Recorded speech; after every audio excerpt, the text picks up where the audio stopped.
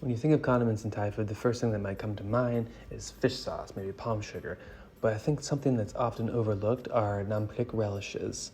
And those, although they can be very wet, they also can be very dry. So today I want to kind of display a relish that we will dry out and we will essentially preserve it. It's a very ancient technique and it's heavy on the galangal, which is why it gets its name prik ka. And ka being galangal, you might know it from the soup tom ka, is the main flavor here. So when you have this, it's something that can be in your pantry. You can put it over rice just as a meal in itself. You can also use it just as it would be done in northern Thailand by grilling meats or steaming vegetables like mushrooms and then using it as a topping. So it's gonna give you this full blast of flavor and it's something that you want in your pantry. When you have extra galangal and you've made your curry paste or you've made your soup and it's just sitting in the fridge, rather than freezing it, which I think is the default thing people will do, you can use this to make the relish because we are essentially reducing out all of the liquid and it will be shelf stable. And I'm telling you, this delivers serious flavor. First, we'll start by prepping the galangal.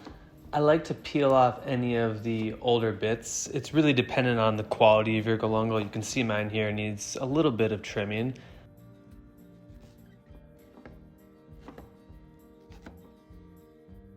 For the garlic, we'll just pound it, release it from the peel and leave it whole. 1 stalk of lemongrass. The thinner you cut the lemongrass, the easier it will be to pound.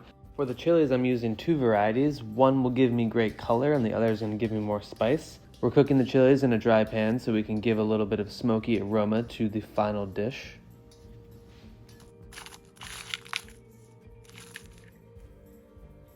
Add the chilies first to the mortar and start pounding. It's going to feel really tough at first, but don't worry, the next ingredients are going to help us out here. Just be patient.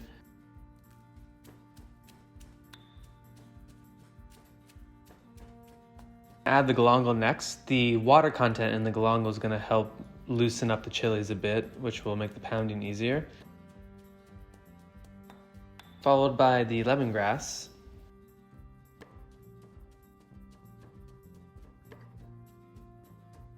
Make sure to give it a little smell. The beauty of pounding your own paste versus a blender is you get to smell it. Now is a great time to add a little bit of salt. That's going to season it and act as an abrasive before adding the rest of the galangal.